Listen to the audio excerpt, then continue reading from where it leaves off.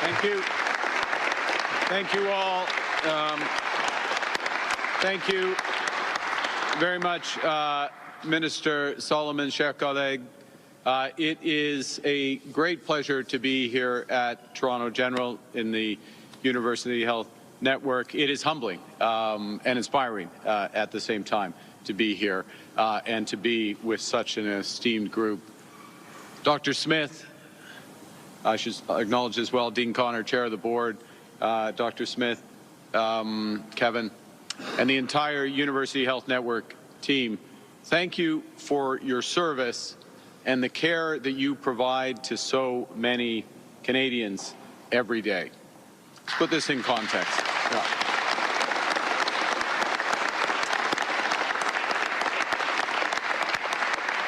And for those of us who had the privilege of going around the exhibits, it's not just the service, but it's the innovation. Everything that I saw didn't exist 5 years ago, but is transformative today and going forward. And think about it, Toronto General, this broader network, 700,000 people are treated a year using a precious combination of empathy, compassion, and world-class expertise and cutting-edge technologies. All of those aspects are present. The world's first single and double lung transplant happened here. The first external heart pacemaker, the first use of insulin, all happened right here. That's what's possible when good people harness new technologies and deploy them with the right purpose.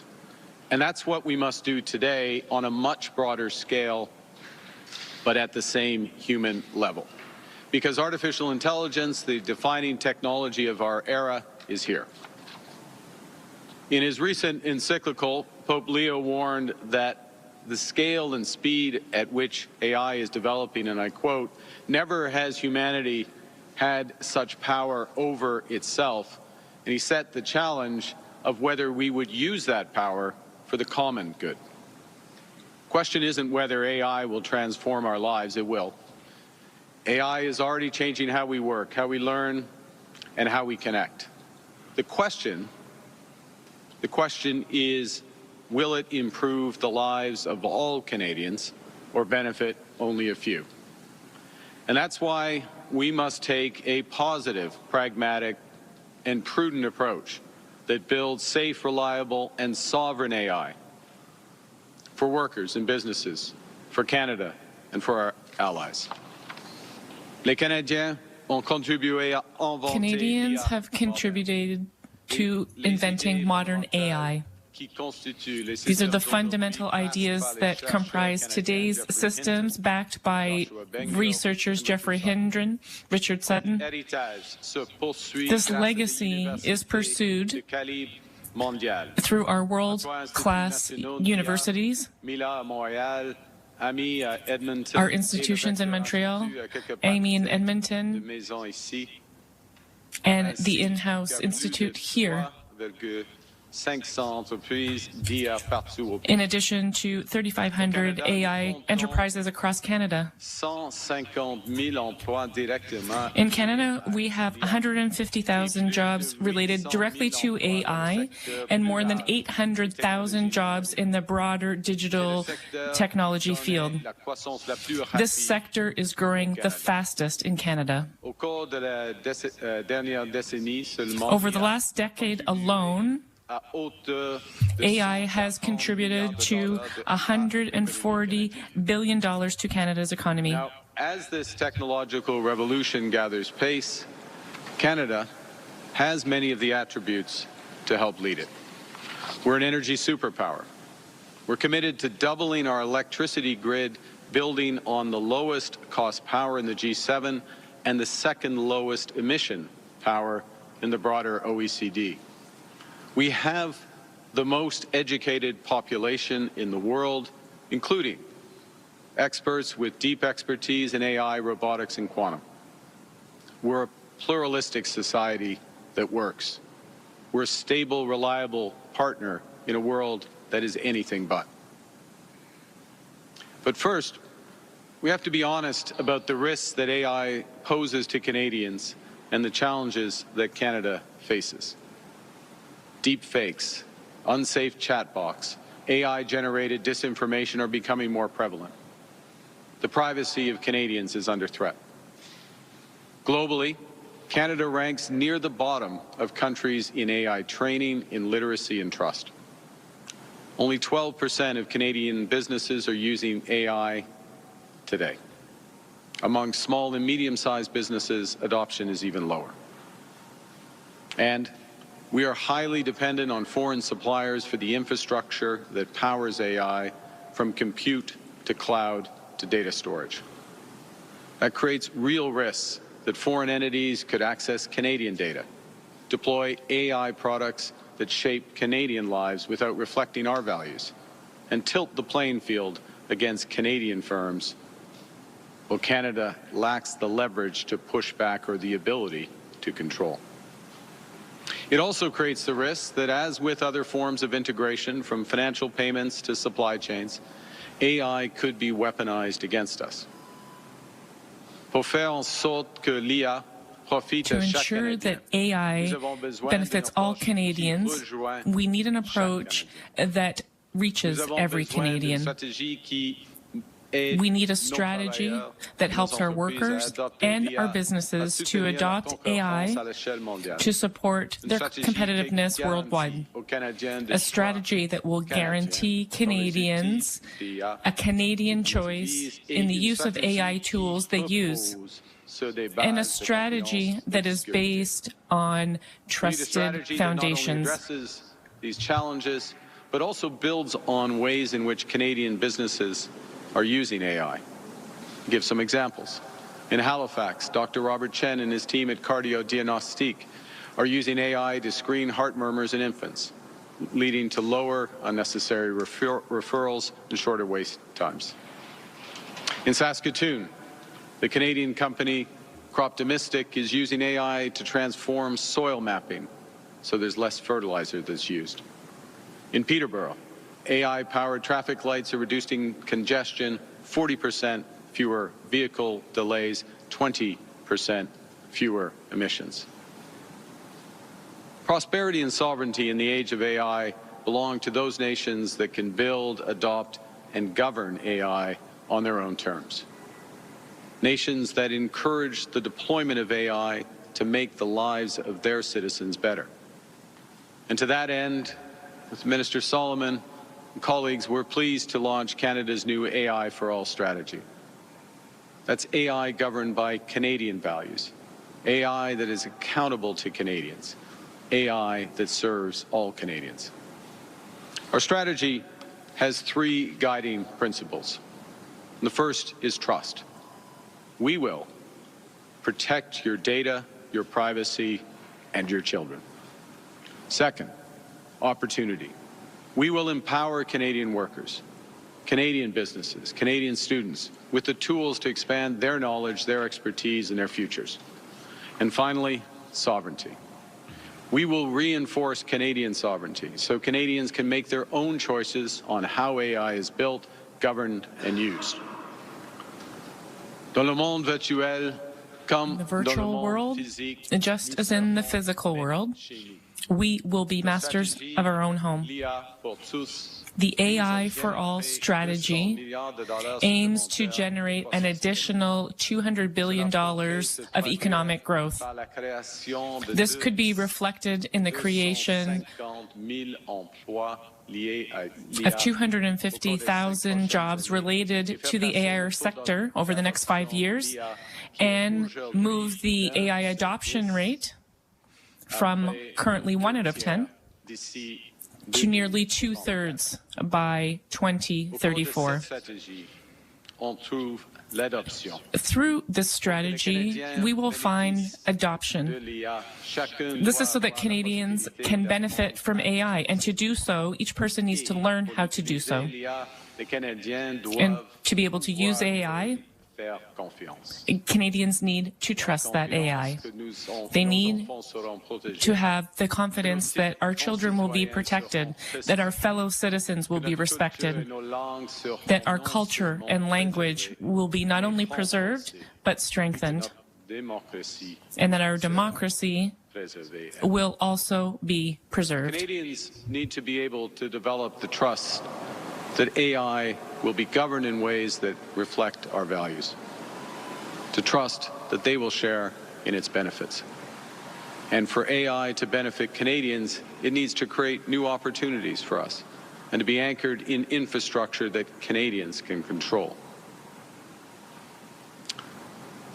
Under our strategy, the government will introduce new legislation, regulations and standards to protect your data, your privacy, your children. We will modernize Canada's privacy laws and online safety legislation, ensuring that they are fit for an AI-driven world. We will expand Canada's AI Safety Institute with advanced research to evaluate AI models and to track emerging risks. We'll table consumer privacy legislation that ensures AI systems safeguard children's information from exploitation and harm, and we will make the development of cloud safety standards, child safety standards, a priority at next month's G7 summit in Evian. This month's G7 summit in Evian. We will also enshrine Canadians' fundamental right to privacy, including by creating protections against harmful practices such as deepfakes and surveillance pricing, so that technology doesn't outpace our ability to safeguard against technology ourselves. Second thing we will do, most exciting, and we see examples in this great research network, we will empower all Canadians with new opportunities to participate in and benefit from AI. So we're launching a national AI literacy initiative, offering training to all Canadians across the country in classrooms, workplaces, libraries, community centres. With free and trustworthy AI learning kits, including courses and modules, Canadians will better understand AI, be able to use it safely and confidently, and put it to work in their own lives. The approach will also help identify biases and misinformation and give Canadians the AI tools to learn and to help with their careers. As we adopt AI more broadly, there will be significant demands for Canadian workers who have the knowledge and the know-how to use this technology effectively. So a farmer who needs a manager with AI expertise to oversee exactly how much to plant, to water, to fertilize. The factory owner who needs an AI specialist to streamline machine data so the floor runs smoother and faster. To ensure that Canada is ready to meet that demand and to train up the next generation, we'll create over 90,000 AI-related job opportunities for young Canadians, including through the Student Work Placement Program, Canada's Summer Jobs, MyTax, and Skills for Success programs. We'll invest in training and upskilling for workers at every stage of their careers, from students to mid-career professionals to frontline workers. And we will ensure that every post-secondary student has access to trusted AI agents, whether they're in art schools or computer science labs, whether they're training to be electricians or carpenters, in order that our next generation has world-class, reliable tools on which to build and learn. We're going to use the Business Development Bank's LIFT program to help Canadian SMEs access financing to adopt AI tools in their operations. We're providing $500 million through the Regional AI Initiative to expand AI adoption, commercialization, and readiness across the country. And we'll expand affordable sovereign compute for Canadian small and medium-sized enterprises with an additional $700 million in the Compute Access Fund. So Canadian AI adoption will be prudent, pragmatic, and pro-worker. It's crucial that AI reflects the identity, values, and culture of Canada. And that means strengthening the presence of French in the AI system. In addition, ensuring that the tools are reflected in both official languages. It means supporting AI initiatives that are Indigenous-led, protecting languages, Indigenous knowledge, and allowing Indigenous communities to determine how AI will be developed and used. And the third part of our strategy is to ensure that Canada controls its AI sovereignty. Just in our defense industrial strategy, we will follow a build, partner, buy framework. So first, we will build in Canada and direct procurements for sovereign capabilities towards Canadian firms first. Where we can't build, we'll partner with like-minded allies to attract investment and to integrate supply chains. And only after exhausting these options will we buy from abroad. So starting with focusing on building in Canada, it's observed that Canada is one of only 4 countries in the world with a large language model. That means, amongst other things, that the data that Canadians share through their businesses and public services can be processed and governed within Canada under Canadian laws and standards. It safeguards our digital sovereignty and our national security. And with this foundation, Canada will build a world-leading public AI supercomputer, giving researchers and businesses access to secure, high-performance compute power for their greatest innovations. We'll also create a Canadian Tech Growth Fund, a $500 million vehicle to take equity stakes in high-potential AI firms, helping Canadian companies to succeed globally while remaining proudly Canadian. We will expand sovereign compute and cloud infrastructure, reducing our reliance on foreign providers. Now, today, let's be clear, most of our data that's used in AI goes across our border or is governed by privacy regimes of other countries. And that's why, one of the reasons why we will back Canadian AI talent with nearly $350 million to expand our AI institutes in Montreal, here in Toronto, and Edmonton, to increase AI research, and to recruit the best talent from engineering and mathematics to health and agriculture. Now, as in the physical world, it's not just what we build, it's how we build. We'll build sustainably, linking new data center development with expanding clean energy and robust environmental standards. We'll build inclusively in full partnership with Indigenous peoples. As I said, we'll support Indigenous-led AI research, leveraging programs from Canadian Heritage, the National Research Council, and industry partners like Mila. And we will build in solidarity with Canadian workers, unions, and post-secondary institutions. Where we can't build alone here in Canada, we'll partner with like-minded allies. In 1 year, Canada has secured 20 economic and security partners, 12 partnerships, 12 of which are in AI. One of those landmark initiatives is the Sovereign Technology Alliance, which will deepen our collaboration with trusted allies, starting with Germany, in order to share AI research, talent, investment, and infrastructure.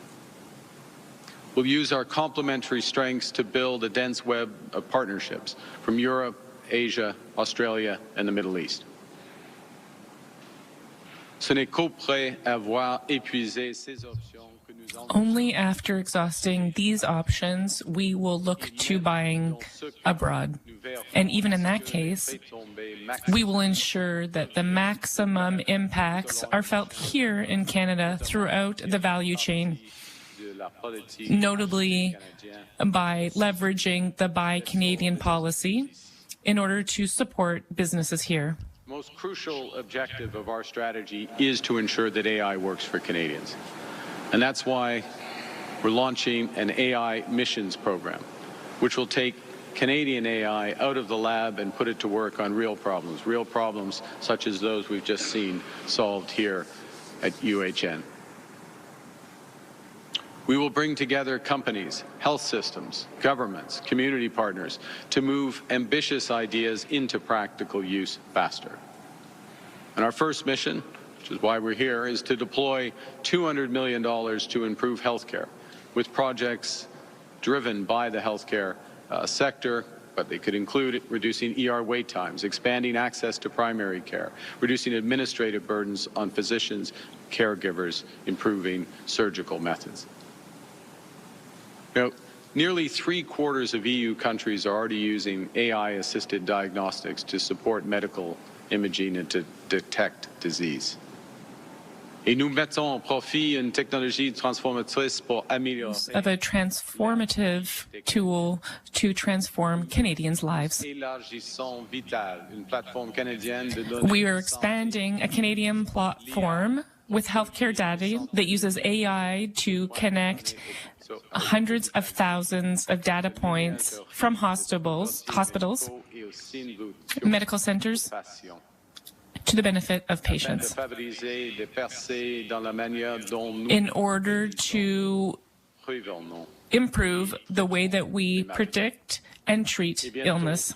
And soon, we will be turning towards similar projects in the energy, agriculture, and transportation sectors. Let me close by recognizing, as Minister Solomon did, that too often AI is talked about, including by those who are developing it and building the infrastructure to support it, as if AI were the end in itself.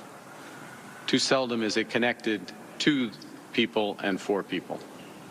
Our strategy, inspired by UHN, our strategy AI for All, is designed to put Canadians back in control, to build trust, to seize opportunities, and above all, to harness AI to improve lives and indeed to save them.